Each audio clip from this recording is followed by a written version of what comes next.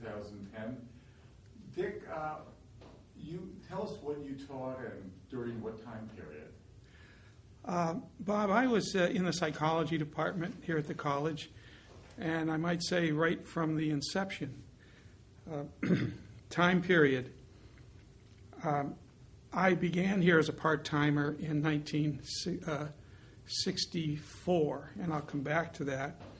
And then I came full-time in 97, 67, and retired full-time in 1994, and then taught some part-time courses through 1997. So what were you doing before you got hired as an adjunct in 64? I had started my career as an educator in Manchester.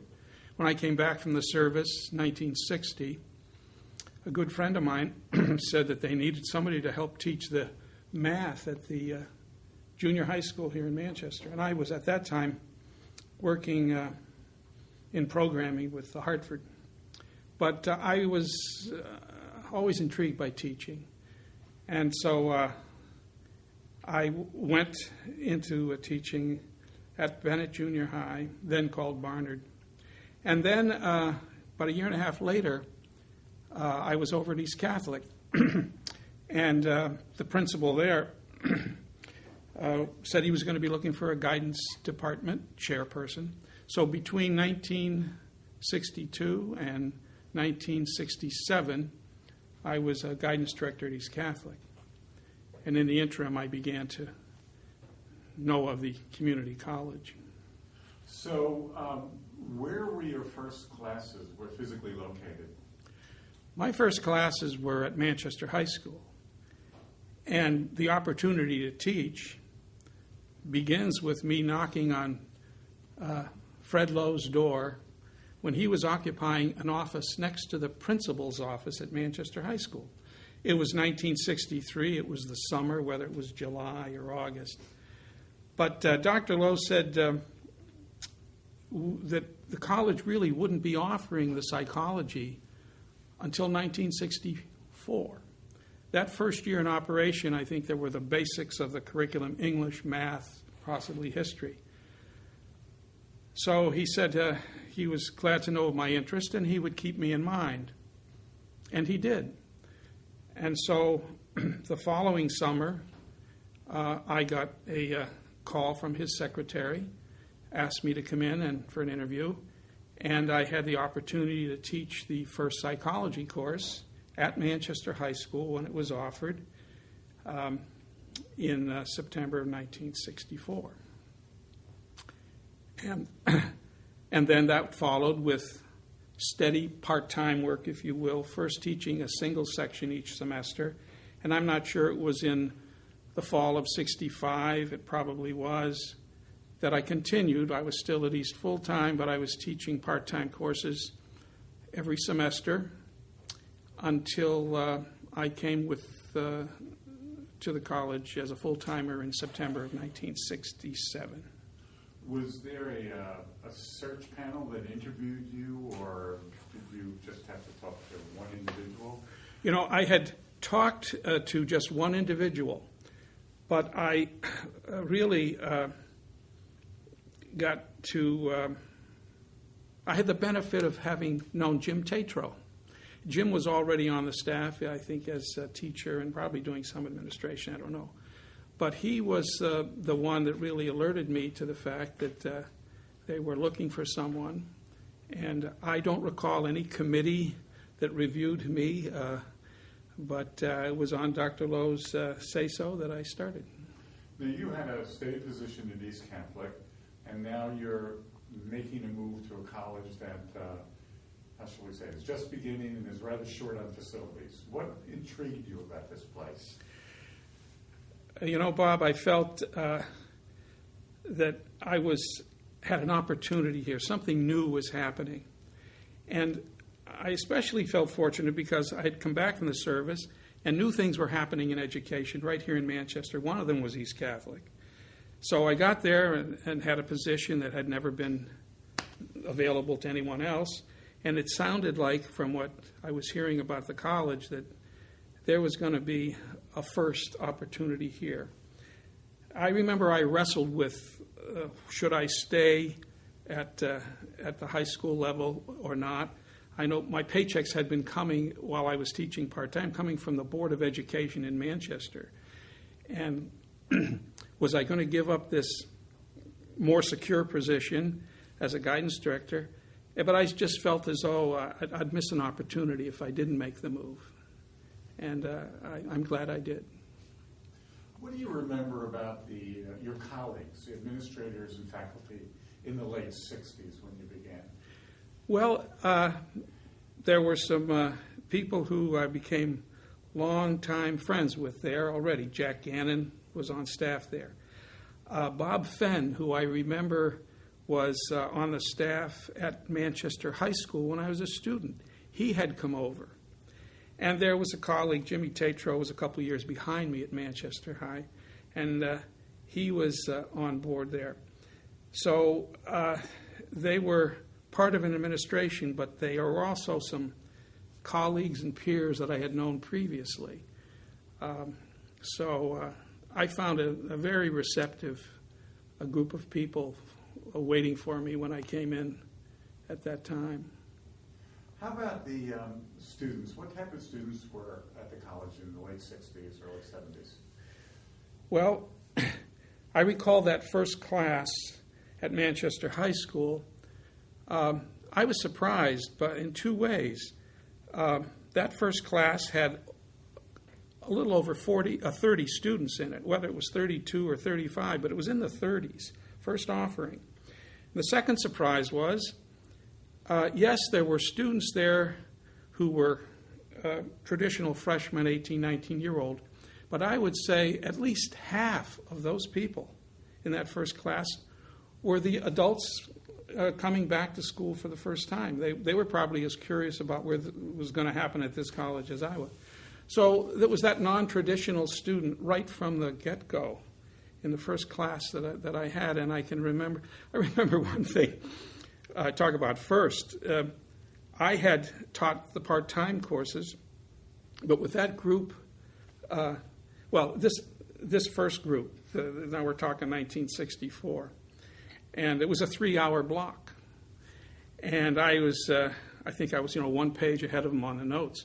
And after the break, I had one of the students said, would you talk a little slower?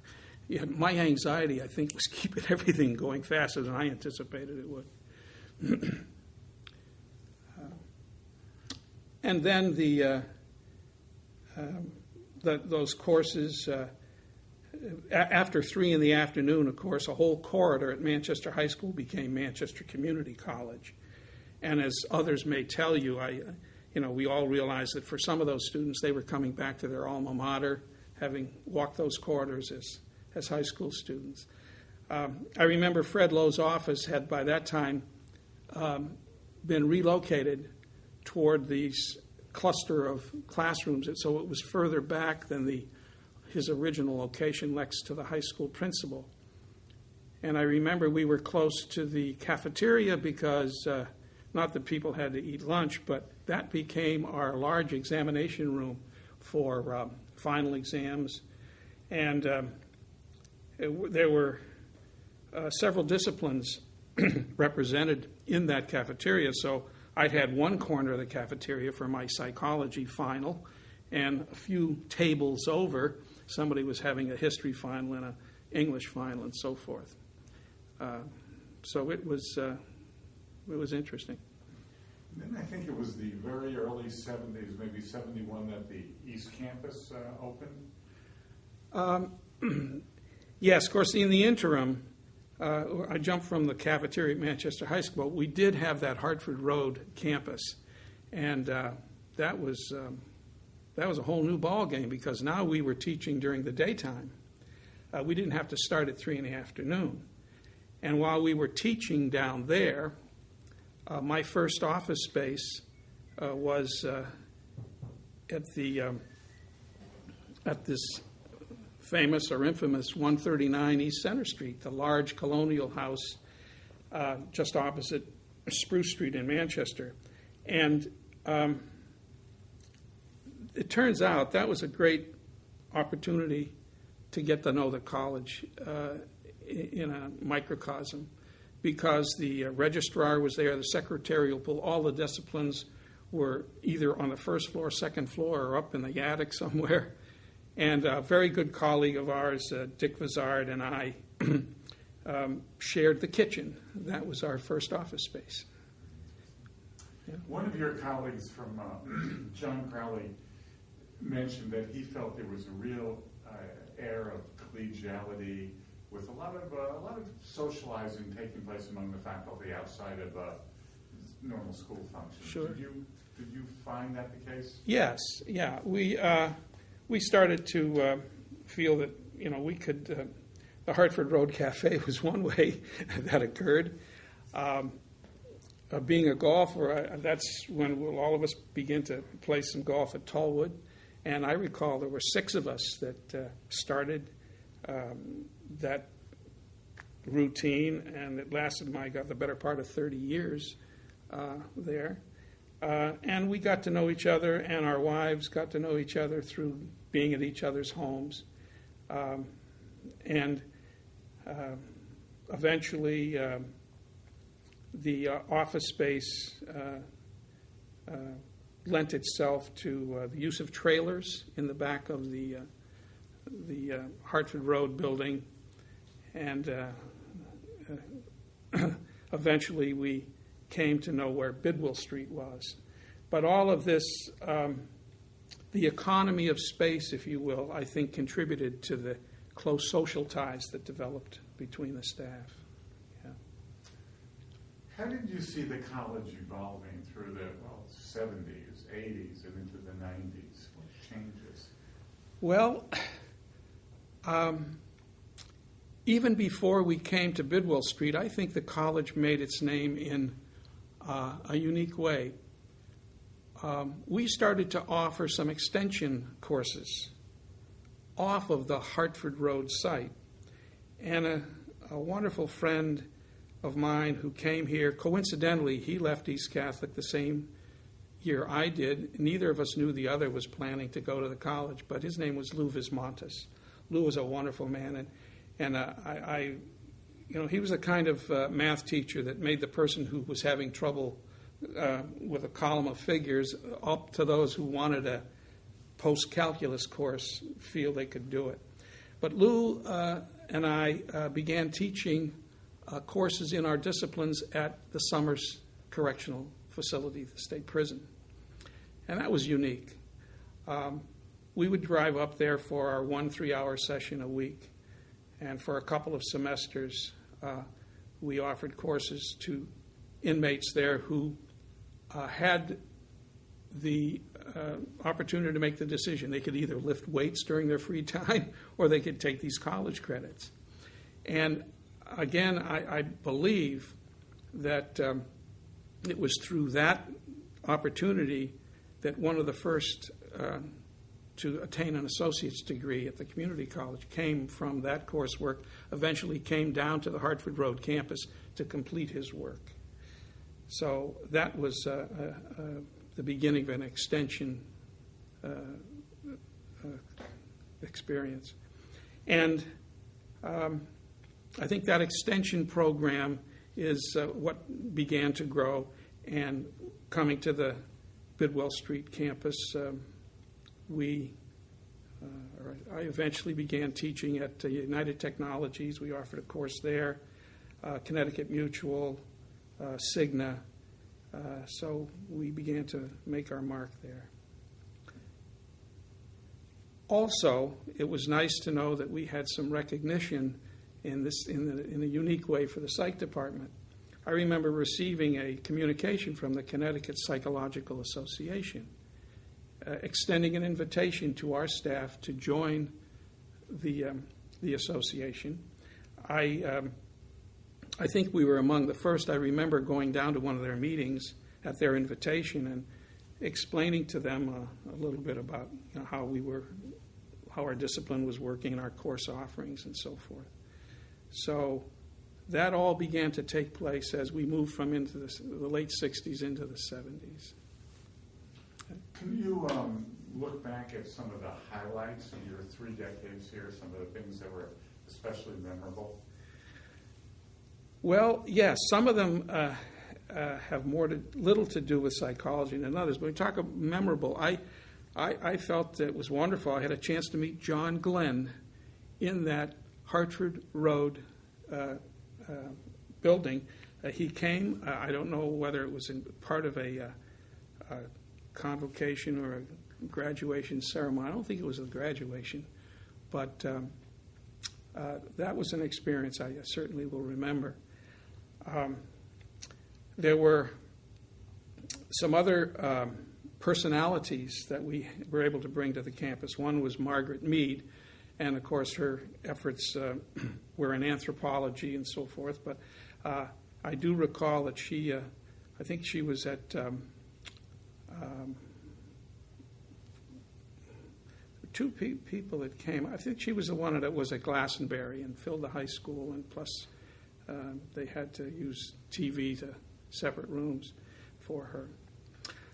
Another visitor to the campus in the 70s was an entertainer, but a wonderful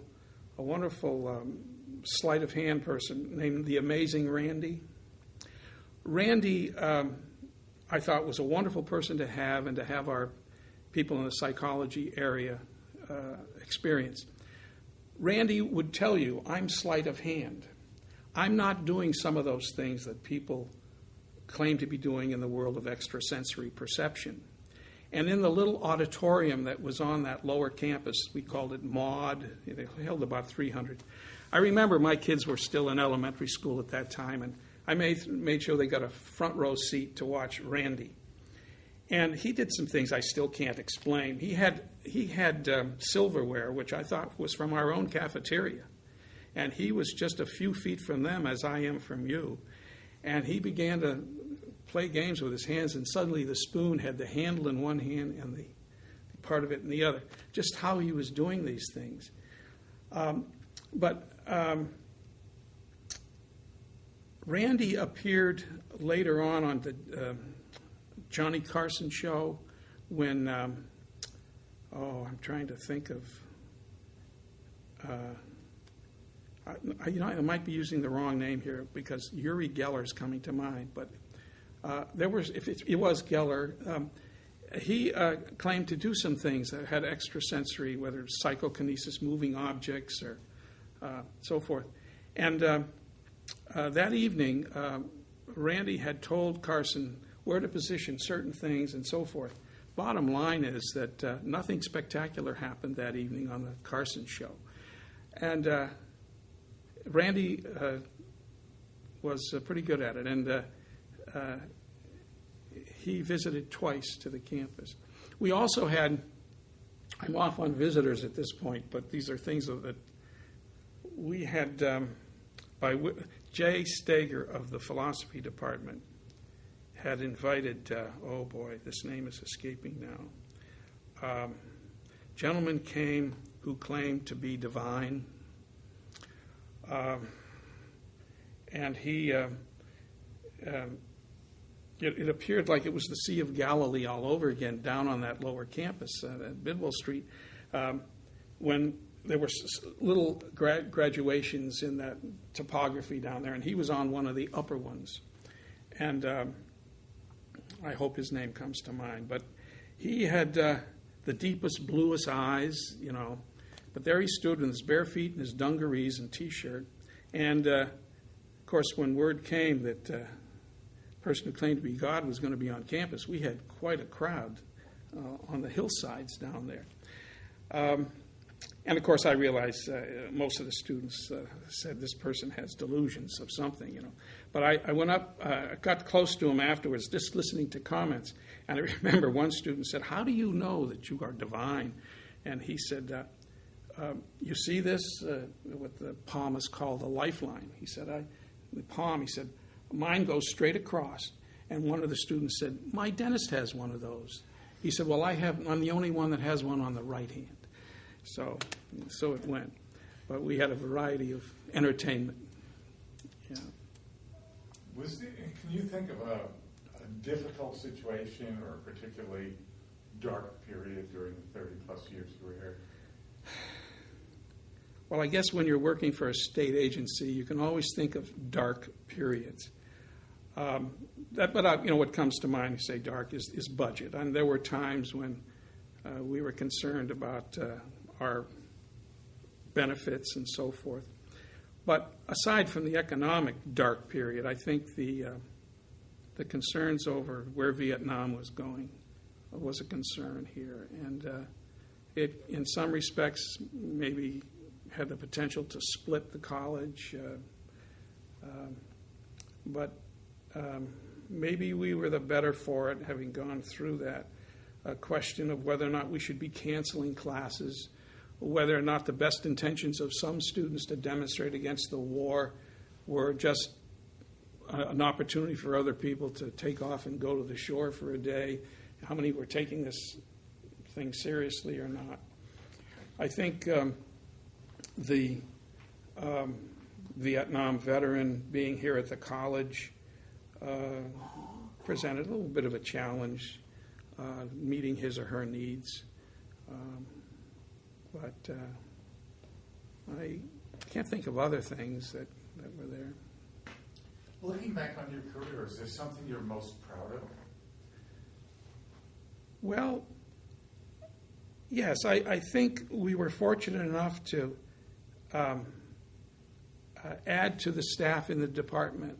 And I feel that the college matured in a good way. I should say that the psychology department did. I'm going to mention some other colleagues at this point because I think they added positively to who we were. When I described teaching in the 60s, the psych department was myself, Ken Steer, who had come as part of a philosophy area, ended up helping us teaching some psychology. But Bill Levy, I hired Bill Levy. I remember I interviewed him in a trailer behind that Hartford Road building, and he was the first hire. And again, I had a latitude that I don't think we'll ever see again. It wasn't a question of I had to bring Bill before a committee. No, it was Jimmy Tatro asking Dick Day, what do you think of this guy? If you want him, we'll hire him, and so forth. So Bill Levy came as the first hiree. I don't know if it was 70 or 71. And Bill finished his doctoral work as a consequence of being involved in the curriculum.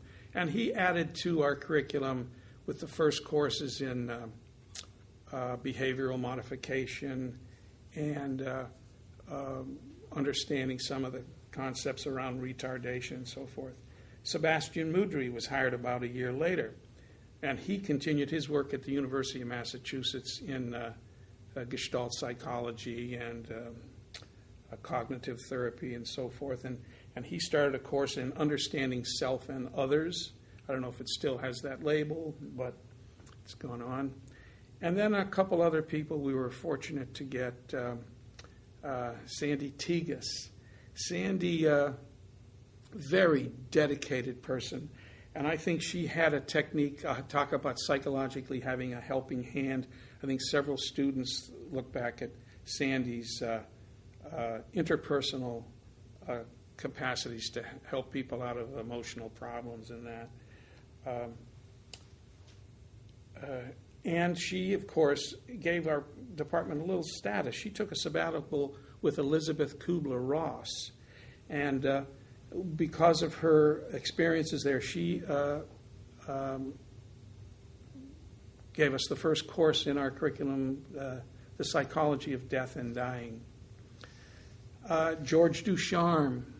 George, I know when Dr. Dalby was here at the time, and I remember Dr. Dalby saying, well, I had different candidates. Certainly we had the committees working now. It was later on. But George Ducharme's strengths, he hadn't taught a lot at the time, but he had such a wealth of knowledge about the whole spectra of special needs people and disabilities.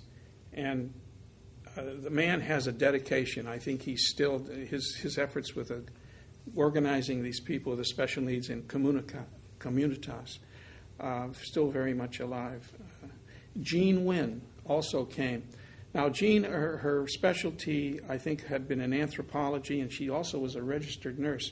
But she took those capacities, and in a psychology classroom, she could do a wonderful job. You know, there's aspects, too, of, she helped me in teaching the second semester course. I haven't said much about second semester, but usually when someone goes in for a second semester of psychology, it's more than to meet a requirement. It's to, they're really interested in it. So you cover some topics that aren't necessarily the most interesting, research methods and statistics, and for some people they're into physiology to the point. But Jean Wynne could handle those things very well. I understand now she's really kept occupied by her anthropology curriculum now. I wanted to mention one other thing, Bob, that things that I think we did and we did well. We weren't the only discipline here, but the several disciplines were dedicated to creating the law enforcement curriculum. And we had in the first classes of law enforcement officers people who were on the police departments here in Manchester, East Hartford, and Tom Connors coordinated that program. And he asked that we create twin sections. I don't know if they're still in vogue, but any of us teaching in the psychology courses for the law enforcement people would teach the twin, would teach one during the day and one in the evening, because these men and women, part of their routine was to go from evening shift to day shift, and we wanted to keep them in sync. So I'm sure this probably was done in other curriculums too, but the law enforcement people were required to take a minimum of 3 or 4 psych offerings. And so we made sure we were there to teach and keep our course at the same level in both the day section and the evening section. Pardon me as I meander. Are there any really funny or humorous situations or events that you can recall? I remember the day I was down teaching. It was room 101 in that Hartford Road building. And I didn't know that the blackboard they had put up had a space behind it. And so at some point in the introductory psychology course, I usually bring in a psychology test kit, the Wechsler Intelligence Scale. And so I like to give them an idea of what this thing is like. So sometimes it's easy on the verbal side of the scale. You ask questions, ask them to define words or how much they know about facts and all things to get the IQ score. But then there's a performance section, and one of them is to take these puzzle-like pieces and be able to put them together. And I wanted the class to know what these things look like. So I start putting them up on top of the blackboard. And as I began to put them up there, they began to drop behind the blackboard. Class got a big kick out of it. I had to use this test kit a week later. I wasn't able to give a test for a couple of weeks till the crew got in there and unscrewed that blackboard and got it out. That's the one that really comes to mind. There are probably a lot of other stuff that occurs there. I'll come back to it if I can remember them. Are there any students who stand out in terms of things they did here or future accomplishments that they achieved? Oh, yes. And oh, boy, I'm searching for names now. But, well, let me go to, I don't know if I'm going to answer your question straight out here, Bob, but it brings to mind something else. I think one of the pluses that I had, and I think others would corroborate in our psych department, was that having these more mature students there was a tremendous advantage in teaching psychology, because you got the feeling these people had lived a little. And there were times in the course when they added to it. And I'll give you an example of this.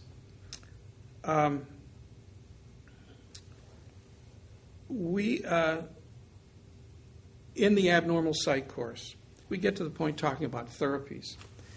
And the question of the lobotomy, the prefrontal lobotomy. And again, I'm sorry because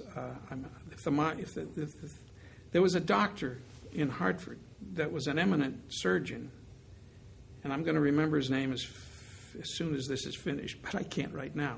But I'm talking of Dr. William Scoville. Scoville, of course, the procedure of lobotomy came out of Portugal in the 1930s. And many people believe that it was used too blatantly in the 1940s, and a lot of people came away from a lobotomy not better for it. But Dr. Scoville, by the time of the 1960s and 70s, and with the use of electron microscope and so on, he had perfected this, and he said that, a lobotomy had the potential to give a person a better outlook, 80-20 as opposed to 50-50. Well, I'm talking to the class. Over the course of presenting, I recall 3 people who worked for Dr. Scoville. 2 were nurses who accompanied him during the operations, and 1 was a surgical technician. And he's the one that shared with us that during these lobotomies, the requirement was that the subject be kept conscious as they routinely went through here. So. In another instance, I had a student who had brain trauma and felt that he could share this with the class and gave them firsthand information about how he was handicapped by it and how he functioned with it and so forth.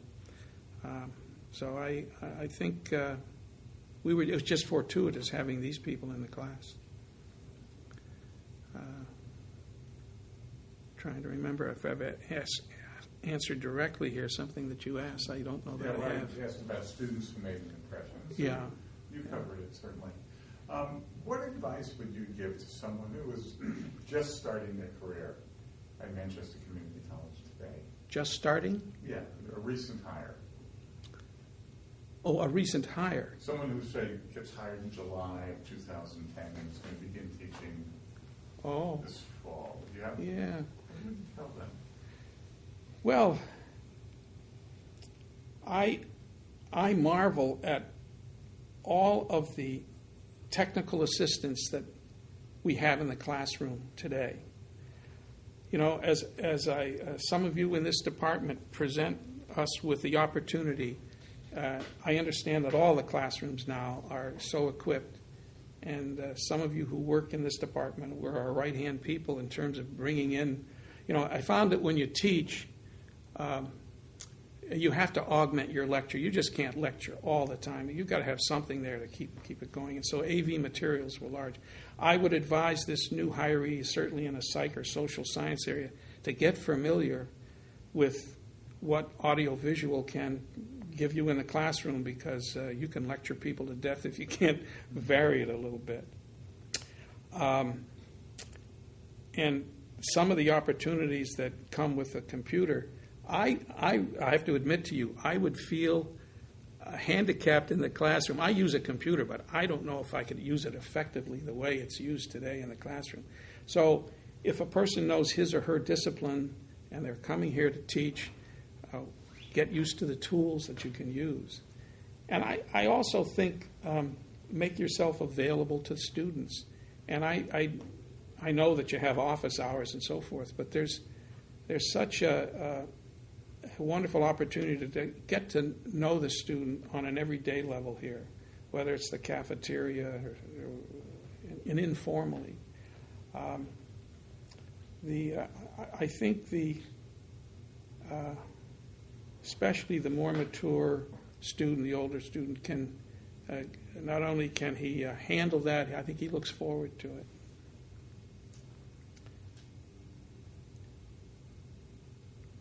Yeah.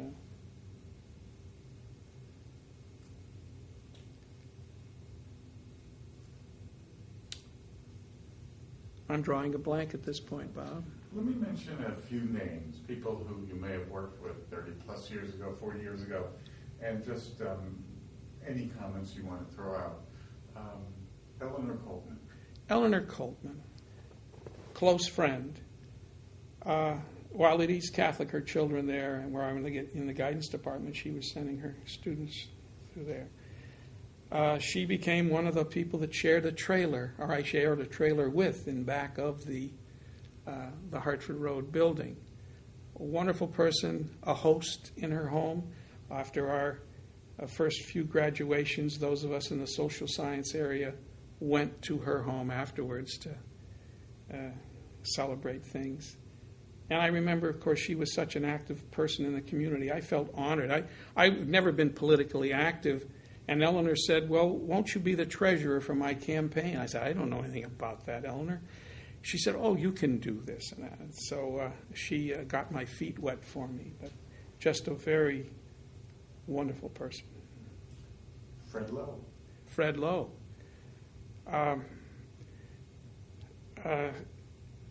Fred Lowe was the right person at the right time here. You know, I'm not an administrator, but as I look back on it, I understand that Fred Lowe's first administrative position was here at the college, and that he was an English professor first. But what we needed was someone who could get us together, keep us together. And I've always thought that Fred Lowe, whether he intended, but it worked out, he got a group of us who probably, if it wasn't for the college, would have never met. It isn't like we had all that in common. And we met people here who probably had different interests, different philosophies, but he put it all together, and the heterogeneity of our faculty right from the beginning, I think, is one of the pluses that he afforded us. And Fred Lowe, he was not a touchy-feely kind of guy, but he had a warmth to him that I think in a couple instances I just saw that come through so clearly. And he had a concern.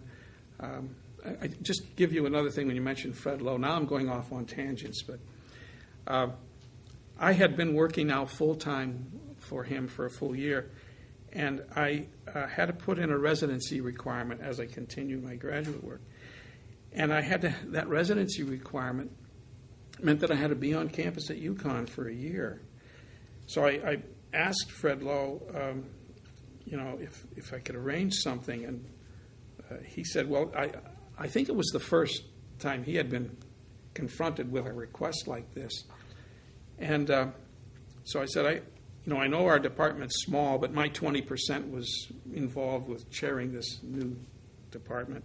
I said, what if I could teach 2 and I'll administer it? And I said, that half-time assignment, I'll teach in the evening, that would allow me. And he said, well, why don't you go talk to Ted Powell? Now, Ted Powell was the first chancellor, I guess, of the system. He happened to live here in Manchester. But I met with Ted Powell at his home at the suggestion of Fred Lowe. And I remember Ted Powell scratching his head about this request. He said, I don't have any trouble with it. He says, I just can't justify how you're going to work 60% for 50% of your pay. and he said, I don't know if Fred Lowe can work that out. Well, that was no problem with Fred Lowe, and we got over that hurdle. Jim Tatro. Jim Tatro. Close friend, probably what some people don't know, fellow member of my high school soccer team. Jim was always open to suggestions right from the beginning, and he was the first administrator that I really had a daily contact with here at the college. I see, again, I owe Jim the opportunity that I had to teach here. Jack Gannon, fun guy. Fun on the golf course. I've always envied him for his sense of humor. Another easy guy to get along with, and for a while we had a good time playing tennis over here at the indoor courts when we both could run. Bob Vader. Bob Vader, yes. Musician, yes. Very active in unionizing the college, yes.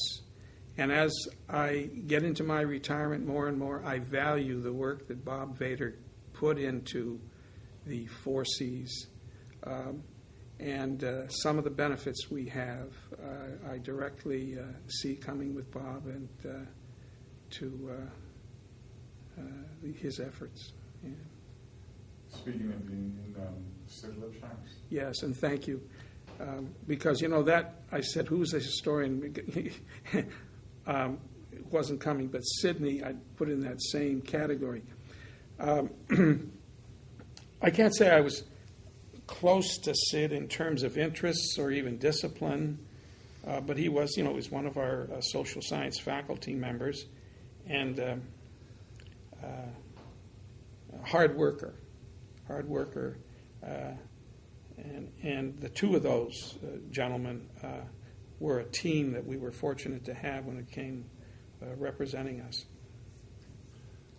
Mary Ann Hanley. Mary Ann Hanley, yes. Mary Ann, of course, I knew as she, like myself, was one of those who grew up here in Manchester. Mary Ann has been a gracious host in her home to our division. We would meet, and this went on until just a few years ago because of her busy schedule. Something had to go, but we used to have Christmas gatherings at her home, a few days around the Christmas area. And my wife Jan and I were happily surprised when she got in the legislature. Like so many here at the college, of course, we supported Mary Ann's efforts, but she invited us to come to the opening of one of the sessions at the state capitol. And she made sure that we got a seat in the balcony up there in the Senate chamber. And why? She paid us a thank you by introducing us as a supporter of hers and so forth. She didn't have to go that, but we were happily surprised that she did that. Anyone else whose name, accomplishments come to mind? Oh boy, Bob, I'm reluctant here. I don't want to leave off anyone.